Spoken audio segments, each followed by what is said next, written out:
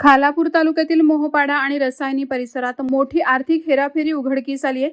संगणिका संदेश मानकामे या महिलेनं 5% महिन्याच्या व्याजदराचे म्हणजे वार्षिक तब्बल 60%चे आमिष दाखवून शेकडो लोकांचे कोट्यवधी रुपये गिळंकृत केल्याचे धक्कादायक प्रकरण समोर आलंय. मानकामे यांनी भिशी चालवत असल्याचे सांगून 2 वेगवेगळ्या स्कीमद्वारे अनेक लोकांकडून पैसे घेतले, परंतु ठरल्याप्रमाणे परतावा न देता त्यांनी सर्वांचा पैसा हडप केला. या प्रकरणात बहुतांश महिला खातेदार असून त्यांच्या आयुष्यभराची बचत एका क्षणात संपुष्टात आली. जेव्हा या महिलांनी पैसे परत मागण्यासाठी मानकामे यांच्याकडे धाव घेतली, तेव्हा संगणिकाने माझ्याकडे अंदाजे 1.5 कोटी रुपये 100 खातेदारांचे देणे आहे, मी घर विकून परत करीन असं कबूल केलं. मात्र घर कधी विकले जाणार याची खात्री दिली नाही. शिवाय दिलेले पोस्ट डेटेड चेक खात्यात पैसे नसल्याने बाउन्स झाले. शेवटी त्रस्त झालेल्या सुमारे 40 तक्रारदारांनी रसायनी पोलीस ठाण्यात जाऊन तक्रार दाखल केली.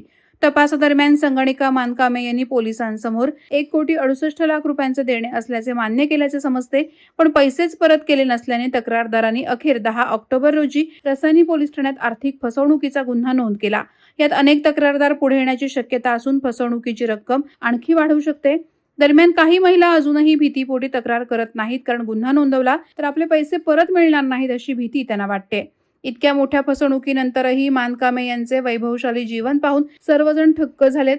सूत्रांच्या माहितीनुसार त्यांनी हडप केलेल्या पैशातून मोहपाड्यात मोठी बिल्डिंग बांधली असून त्या कुटुंबासह तिथे राहत आहेत. याचबरोबर त्या दरवर्षी 2-3 वेळा परदेश दौरे करत असल्याची चर्चाही जोरात आहे.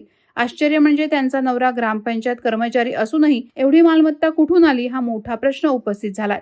एका खातेदाराकडून 50,000 रुपयांची बंडल्स घेतानाचा व्हिडिओही व्हायरल झालाय. या संपूर्ण प्रकरणामुळे परिसरात खळबळ उडाली आहे. स्थानिक नागरिक म्हणतात की ही प्रकरण उरण तालुक्यातील सतीश गावंड आणि सुप्रिया पाटील प्रकरणाचीच पुनरावृत्ती वाटते.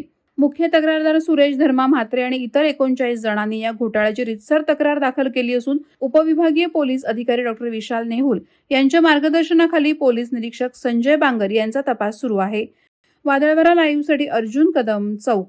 नवी मुंबई व रायगड जिल्ह्यातील ताज्या बातम्या आणि घडामोडींसाठी सबस्क्राईब करा वादळवारा लाईव्ह चॅनल आणि दाबा बेल आयकॉन.